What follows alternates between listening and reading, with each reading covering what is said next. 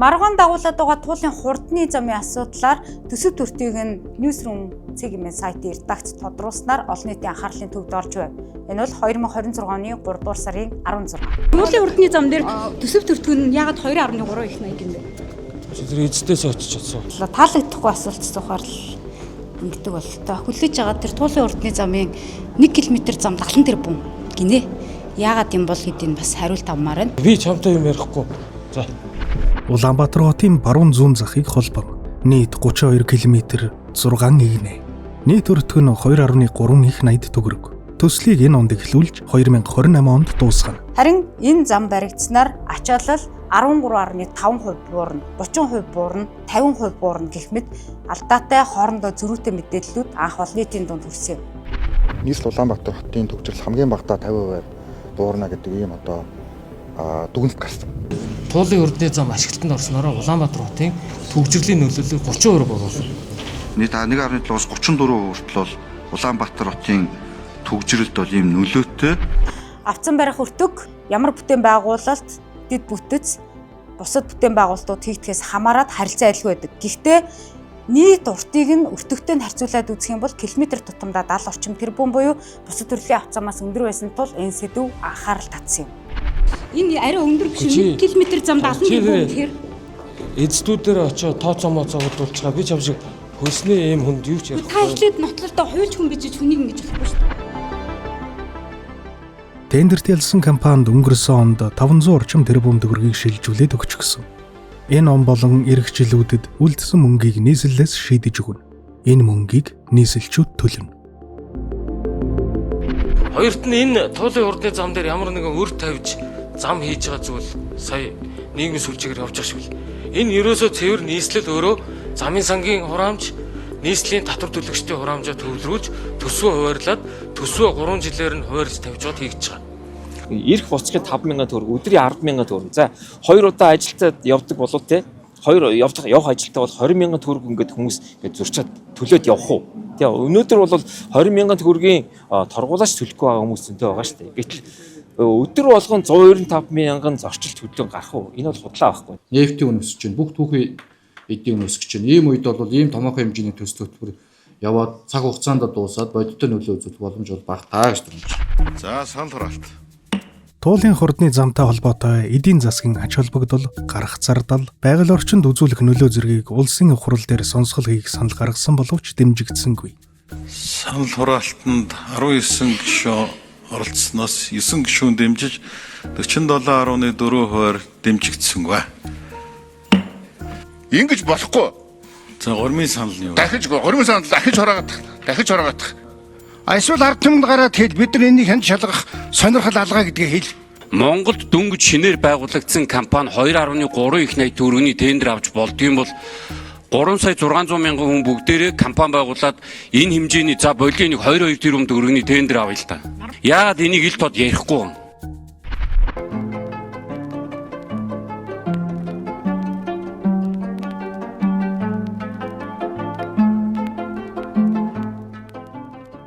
Цогхуугай туулгуулийнхаа хөвөөнд туулын урсгал шөндөө сайхан дууга тоглон халаглан явж байхдаа бид таарлаа. Тэрээр хүүхэд ахуйгаас эхлээд залуунаас өтөл насаа энэ голын эргээр өнгөрүүлжээ. Гэвч нэг л өглөө босоод ирэхэд туулын бургасыг хятаж байгаа тэмзэглэн нулимс туслуулж явна энэ.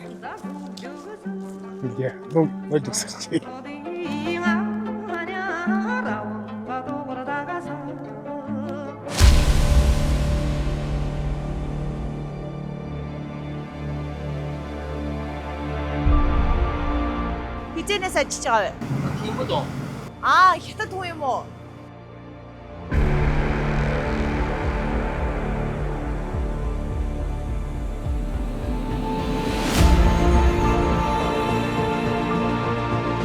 Байгаль орчны бол үнэхээр байж боломгүй л үйл харагдаад байна. Баянгол дүүргэн 5 дугаар орны иргэн нэг мод таярахад 2.5 сая төгрөгөөр экологийн цагдаагийн газар торгуулж ирсэн. Гэтэл нийслэлийн засаг даргын тамгын газраас зөвшөөрөл аваад мод таярхлаар төрн торгуулдаггүй. Үндсэн хуулиар олгогдсон тэгш ирэх нь хаана зурчигдоод байгаа юм бэ? ингээд ерөнхийлөгч нь нэг гараараа тэрбум бод гэд нөгөө гар нь ингээд зулцхан модыг хөгшөрсөн байна гэд тастаад байдаг болж байгаа юм уу? Ургасуудыг огтолж барилга угсралтын ажлаа хийж гүйцсэний дараа өөрөө нөхөн сэргэлт авах бүрэн боломжтой гэж дүгнэлт гарсан. Хүмүүс дургу байхад хүчээр хийхгүй. Байгаль орчинд нөлөөтэй мө нөлөөгүй мө тэрийг л тодорхойлох.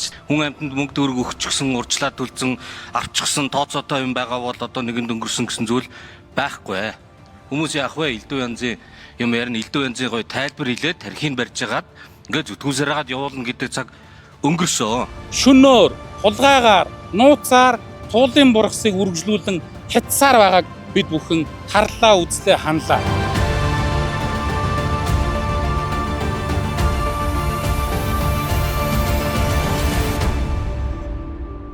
Өнөөдрийн тэмцэгчд нэртэй бүх хүмүүс шантаачд тэр ньюсрум гээд сайт өдөр шинэгүй ойлгоомжуудыг хамгаалдаг бүлэдэж хаацгаая. Ус зөрчид юм уу албан тушаалтнууд л ингээд одоо тооцоо судалгаа байна л гэж яриад байгаа болохоос биш бодиттой энэ тооцоо судалгааг гаргалцсан эрдэмтэд нь хичнээн хүн байгаа. Айгүй олон судалгаа байгаа. Яг та тухайлчлаад энэ судалгаа ийм гэвэл бол би баримжаалж болно. Тэгэхээс одоо бол энэ үе шаттайсэн тоон дээр бол тоо хэлэх боломжгүй байна. Энэ бол байгаль орчны наривчилсан үнэлгээ. Туул голын хурдны замыг барих ажлын явцад өртөх эрсдэлтэй амтан ургамлын мэдээллүүд байгаа гэсэн үг. Эндээс харахад ургамлалт олон төрлийн ургамалт сөрөг нөлөө үзүүлэх бөгөөд эргээд нөхөн сэргээгдэх боломжтой гэдэг дүгнэлтийг гаргасан байгааг харах боломжтой. Энэ байгаль орчны наривчилсан үнэлгээнд мартагдж орхигдсон усан дотор амьдарч байгаа амьд биетүүдийг дурдж үзвэл загас 10 гаруй төрөл бөгөөд энэ дотор тул, цурхай, зэвэг загас гэх мэт загаснууд за мөн сэр нуруугүй амьдтын тухайд судалгааг байгаль орчны наривчилсан үнэлгээндээ тусгахаа мартсан байж болзошгүй байна. Тэр амьтдад ямар нөлөө үзүүлдэг нь орт тас байхгүй. Өөрөөр хэлбэл тэр нь загсны талаар судалгаа орт тас байхгүй. Тэнгүүд усны сэр нуруугуудны судалгаа орт тас байхгүй. За тэгэл одоо юу гэдгийг тэн дээр бол тодорхой хэмжээнд тэднэрийг дагаж шүтэж амьдэрдэг амьтдуудын талаар ерөөс авч огт хэлцээгүй байна л гэсэн. Гүүрний одоо болон гүр дааж байгаа байгууламжууд дээр би бол загсны судалгаас амьдралдаа харж үзье. Анарма багш Текол компанийн гаргасан байгаль орчны наривчилсан үнэлгээ оюутны бакалаврын ажлаас ч муу байсныг онцлон тэмдэглэсэн. Энэ тухайд тодруулахаар байгаль орчны наривчилсан үнэлгээ боловсруулсан Текол компанийг судалж үзвэл энэ компани ямар туршлагатай болохыг Open Data дээрээс мэдээллийг та бүхэнд хүргэе. Тус Tecol компани нь байгаль орчны наривчилсан үнэлгээний судалгааг хийхээр 6 тендерт өнгөрсөн хугацаанд орсон байна. За үүнд дахны төмөрлөгийн үйлдвэрийн тендер болоод ус угийн удирдах газраас зарласан тендерүүдэд оролцсон ч хасагдсан. За харин ганц шалгарсан тендер бол Эрдэнэ бүрэнгийн усан цахилгаан станцын байгаль орчны нөлөөлийн наривчилсан үнэлгээний зөвлөх компаниар 2 удаа шалгарсан байгаа юм. Гэвч яг одоо туулын хурдны зам дээр гүйцэтгээд байгаа энэ байгаль орчны нөлөөлийн наривчилсан үнэлгээ нь Загсны аймгаа дурдаагүйгээс гадна үер болоход ямар эрсдэл гарах вэ? Зэргээр маш олон зүйлийг орхитуулсныг мэрэгжлийн хүн хэлж байгаа юм. Жишээ нь Загсны судалгаа огт дурдааг байх юм. Туулын хурдны замын одоо байгаль орчны наривчилсан үнэлгээ. Энийг бол яг надаас биш тэр хийсэн компани яг тэр ан амьтан болон усны хийж ирж эрдэмтэд л яас тэр. За энэ наривчилсан үнэлгээг гүйцэтгэсэн компанитай бид холбогдохоор вебсайт руу орсон боловч вебсайт нь огт ажиллахгүй байна. Пэйж хуудас болоод Open Data дээр холбогдох хугаар нь огт байхгүй байгаа юм. Ийхүү үндсэн вебсайт нь ажиллахгүй, пэйж хуудасанд холбогдох дугаар нь байхгүй байсан учраас бид байгаль орчны нөлөөлийн наривчилсан үнэлгээнд дээр холбогдох дугаар гэсэн 90 серийстэй дугаар руу холбогдсон. Гэвч энэ нь Tecol компани дугаар биш гэсэн хариу өглөө. Уучлаарай юм л авлах гэдэг. Энэ Tecol-ийн компани тэр утас чинь биш ээ бид тань цай хэллээ тий. Аха энэ нөгөө наривчилсан үнэлгээнд дээр таны дугаарыг бичсэн байна. Тэгвэл андуураа бичсэн үгүй. За бид Загсны аймгийн талаар зөвхөн ганц жишээгээр Tecol компаниас тодруулахаар холбогдох их сурвалжуудаас дугаарыг олсон. Ийхүү дугаарыг олж тодруулахад тэд ямар хариу өгснийг энэ хэсэгт үзүүлье. Загсны аймаг дурддаг байна. Тий. За би яг юугаас хараг болохоос яг хараад тийм юм гэж хэлж чадахгүй байна тий. Байна уу? Сайн байна уу? Энэ Тикол компани дугаар мөн үү? Ана шийдэж байгаа юм. Би Newsroom-гээс сайтаас ирж байгаа юм уу? Та Тиколынх мөн үү? Яг яах вэ? Би наривчсан үнэлгээний талаар юм тодруулах гэдэг.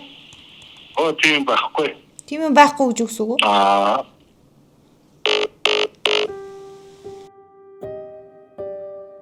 Дэлхий дээр гүний усаараа ахуйн хэрэглээгээ хангадаг цөөн улсын нэг нь Монгол. Усгүй бол бид амьдрахгүй гэдгийг бүгд мэддэгч алхам тутамдаа шийдэл бүртээ байгальд хаалттай үйлдэл хийдэг. Туулын хурдны зам жидгэрийн нэг болохгүй гэдэг айдас бүгдэд бий. Үүнийг мэрэгжилтнүүд бүтэн судалж, бүтээн байгуулалтын ажил туулгал, гүний усан дэрстэл дагуулах уу гэдэг томтой хариулт хэрэгтэй.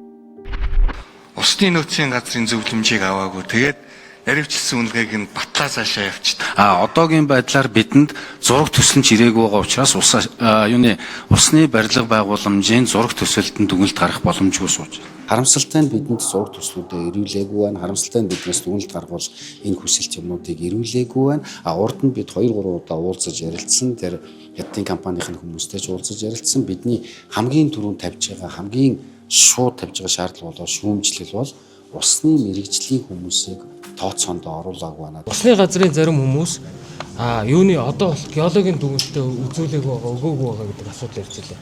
Энэ өөрөө олон улсад дагаж мөрдөгддөг EPC буюу инженеринг, procurement буюу худалдаа авах ажиллагаа, construction буюу барилга угсралтын ажлыг хамтдаж хийдэг олон улсын зөвлөх инженеруудын холбооны үлгэрчлэн дүрм FIDIC-ийн Silver Book-оор байгуулагдсан гэрээ. Инхээр батлагдсан манай баталж өгсөн барилгын норм дүрм журам экстрематор програмын дагуу баталж өгсөн төсөв төвтөгт багтааж нөхдүүд барилгаа барья. Энэ тараасаар чи барья. Бид нар зураг төсөв хийцлээ өөрсдөө хийнэ гэдэг ийм гэрээ. Тэгэхээр ажлын зураг одоо дууссан учраас ажлын зураг нь өөрөө геологтойгоо уялдаж явдаг. Энэ ажлын зураг дууссан геолог хийгдсэн учраас одоо усны байгууллагуудад эцсийн сандуудаа дахиж өргүүлж байгаа. Өнгөрсөн 100 улсын хурлын чуулганы нэгдсэн уралдаанаар туулын хурдны замыг хэлэлцэн гэх. Гэхдээ улсын хурлын гишүүдийг хэлж байгаагаар тухайн үед тойрог 1-2 дугаар замын бүтээн байгуулалтыг танилцуулсан буюу туулын хурдны замын тухайд наривчилсан мэдээллийг гишүүдэд танилцуулаагүй байна. Тий, одоо энэ туулын хурдны зам чих хурал дээр огт хэлцээг асуудал танилцуулагдаагүй. Засгийн газрын үйл ажиллагааны мөрийн хөтөлбөрт нэг л өгүүлбэрээр дурдсан байгаа. Энэ төсөлч одоо яг энэ сая тодруулах гэсэн төсөлч явж л дээ. Засгийн газрын өрийн баталгаа гаргах тогтоол буюу 7 сарын хурал танилцуулсан тогтоол чинь 1-р тойрог зам гэж байгаа юм. 1-р тойрог зам гэдэг юмыг их хурал баталсан. 1-р тойрог зам гэдэг чинь өөрөө бид нар энэ хайлаас 5 шар баян хөшөө ороод 3 жижиг түнэлтэй яг жинхэнэ төгжрлийг шийдэх шийдэл байгаа байхгүй юу. Тэгэхээр бидний энийг тухайн үед ярилцж байгаа. Ер нь тулын хурдны зам дээр юм уу 1-р тойрог зам дээр юм уу гэхээр ер нь яг төгжрлийг бодтой шийдэх 1-р тойрог зам байна гэд нөгөө 260 сая долларын тогтоолыг 25 оны 7 сарын өрөөнд басталсан.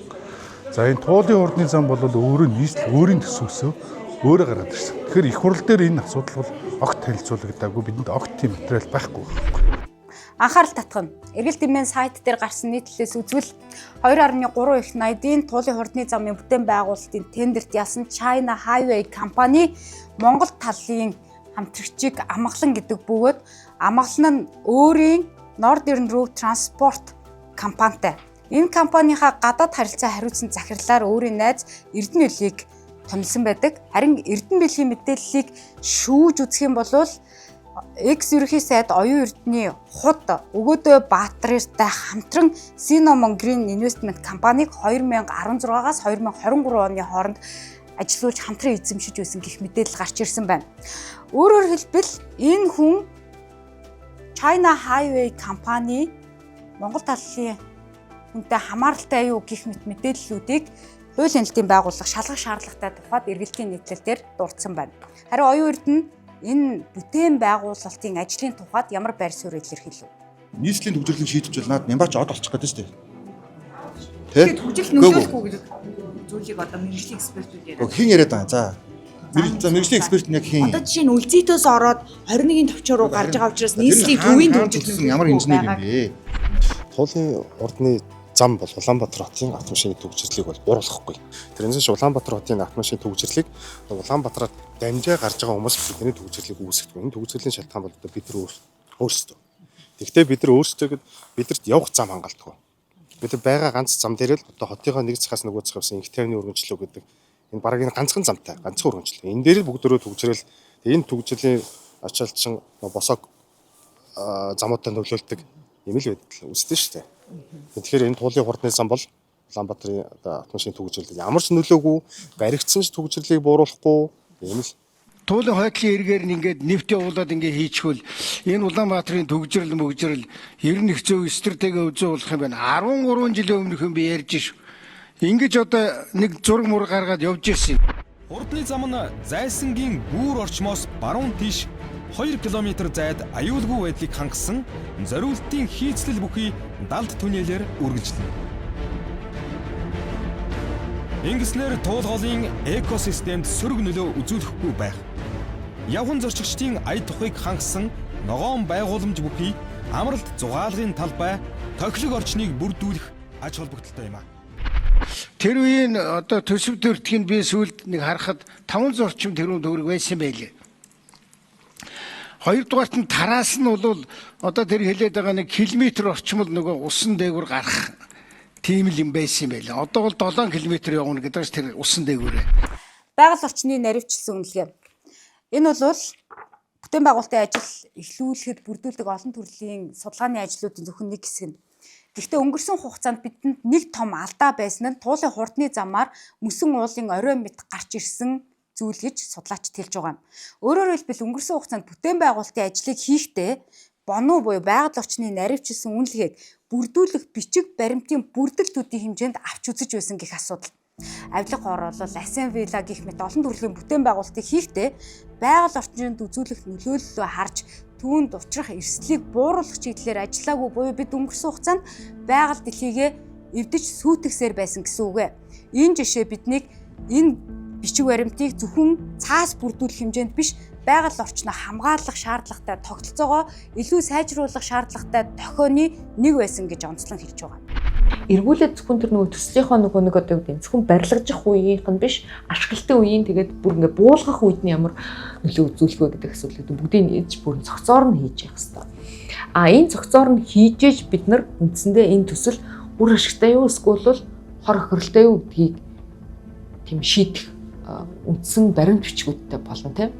Гэтэл тэр нь болохоор чинь нөгөө нэг нөлөөлөх байдлын үнэлгээ дээр хийгдэх ёстой байсан чинь үндсэндээ энэ нөлөөлөх байдлын үнэлгээ гэдэг зүйл бол зөвхөн бичиг баримтын бүрдлийг хангах хэмжээний асуудал болж хувирсан нь эргүүлээд одоо энэ туулын гол дээр ингэж харагдаж байна л гэдэг асуудал. Хэрвээ эдгээр анханасаа бүх төслөө ном ёсоор нь хийгээд одоо тэр стандарт одоо юу гэдгийг шаардлага журмынхын дагуу хийгээд энийг зүгээр нэг хүнд үзүүлэх төдий бичиг баримтын гэдэг нэг зузаан цаас болох хэмжээнд биш. Яг жинхэнэ ёсоор хийсэн бол энэ чинь шал өөр.